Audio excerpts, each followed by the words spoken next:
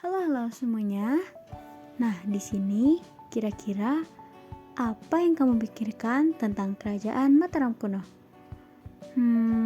Untuk tahu lebih lanjutnya, yuk kita saksikan sejarah tentang kerajaan Mataram kuno pada pembelajaran kali ini. Nah, di sini kita akan mempelajari tentang macam-macam yang ada pada kerajaan Mataram kuno. Kerajaan Mataram kuno atau yang juga dikenal dengan nama Kerajaan Medang adalah kerajaan bercorak Hindu-Buddha yang berkuasa sekitar abad ke-8 sampai dengan abad ke-11 Masehi. Kerajaan ini berpusat di sekitar Jawa Tengah, tetapi kemudian berpindah ke Jawa Timur.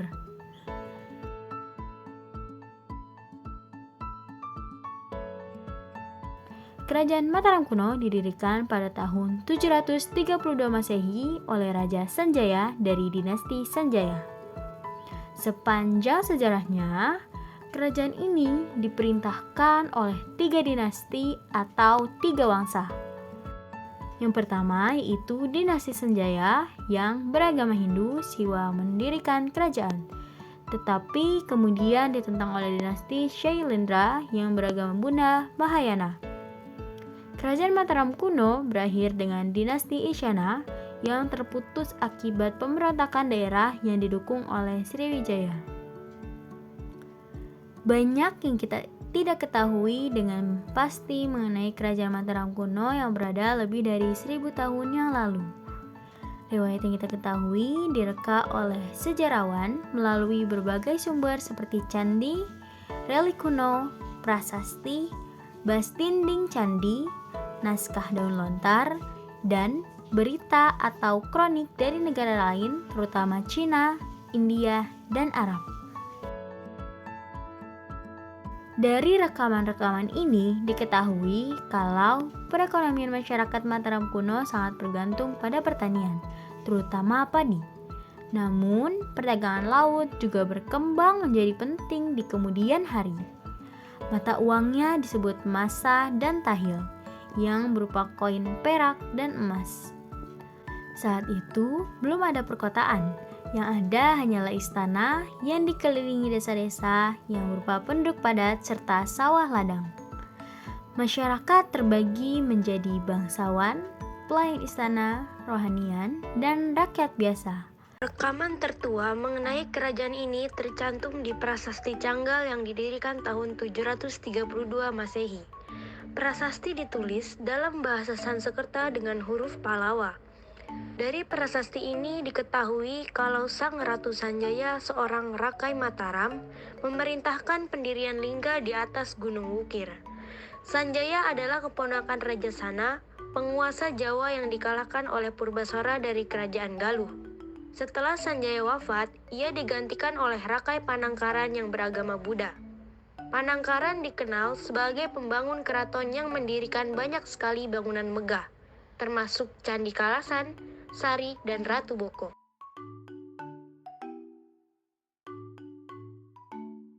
Masa antara kekuasaan Rakai Panangkaran dan Tiah Balitung yaitu antara 760 hingga 910 Masehi dianggap sebagai puncak peradaban Jawa kuno. Di periode inilah didirikan banyak candi dan monumen yang memadati dataran Kedu dan dataran Kewu. Yang paling terkenal diantaranya adalah Candi Borobudur, Rambanan, dan Sewu.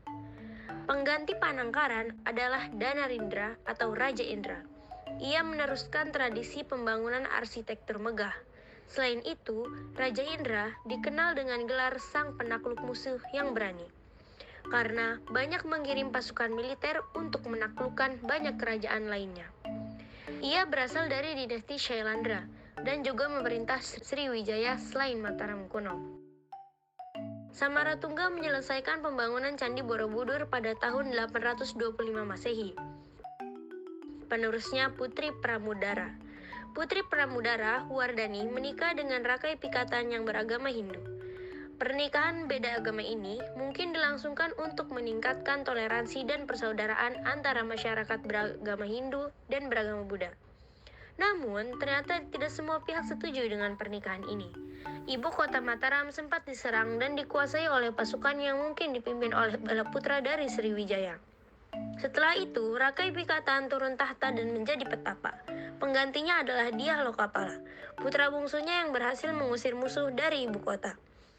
Lokapala meneruskan pembangunan candi-candi bercorak Hindu seperti Candi Sambisari, Barong, dan Ijo. Sepeninggal Lokapala, di tahun 885 Masehi, Raja-Raja Silih berganti bertempur merebut kekuasaan, hingga akhirnya Mataram berhasil mengusir musuh dari ibu kota. Ia memindahkan ibu kota ke Poh Pitu dan berhasil menciptakan pemerintahan yang stabil selama 12 tahun. Balitung mengadakan reformasi administrasi, membatasi kekuasaan Rakai atau penguasa daerah, mendukung agama Hindu dan Buddha, serta melebarkan daerah kekuasaan ke Jawa Timur untuk pertama kalinya. Jawa Timur menjadi lebih penting lagi ketika Empu Sindok memindahkan ibu kota ke sini dari Jawa Tengah.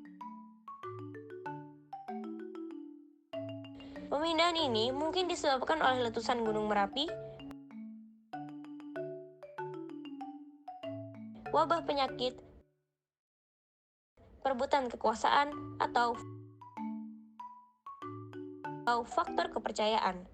Namun, banyak ahli sejarah berpendapat kalau alasan yang terkuat adalah pergeseran ke arah perekonomian. Sungai Berantas dianggap lokasi yang lebih ideal dari dataran Gedu dan Kewu, karena menyediakan akses ke pelabuhan yang dilewati jalur perdagangan rempah dari Maluku. Perubahan ini juga menandai akhir masa kejayaan Mataram kuno, karena setelah itu tidak lagi ditemui pembangunan arsitektur Jawa yang semegah generasi sebelumnya. Dinasti Isyana yang didirikan Empu Sindok berakhir dengan Cicita Dharma Wangsa Teguh yang naik tahta di tahun 990 Masehi. Saat itu terjadi permusuhan sengit dengan Sriwijaya yang ingin mengklaim daerah Mataram kuno di bawah dinasti Syailendra. Dharma Wangsa mengirim pasukan ke Palembang, tetapi serangan ini gagal. Sriwijaya berhasil mengusir pasukan Dharma Wangsa, kemudian dengan bantuan Raja dinasti Song dari Cina. Alih-alih mengalahkan Sriwijaya, Dharma Wangsa beserta keluarga kerajaan malah terbunuh ketika Haji Wurawari yang didukung Sriwijaya menyerang istana saat pernikahan anak perempuan Dharma Wangsa. Dengan peristiwa yang dikenal sebagai Pralaya Mataram ini, berakhirlah kerajaan Sriwijaya. Namun, garis keturunan Isyana terus berlanjut melalui Airlangga, yaitu keponakan Dharma Wangsa yang mendirikan kerajaan Madang Kahuripan di tahun 1019 Masehi. Mungkin cukup sekian penjelasan dan presentasi kami tentang Kerajaan Mataram kuno. Semoga bermanfaat dan terima kasih.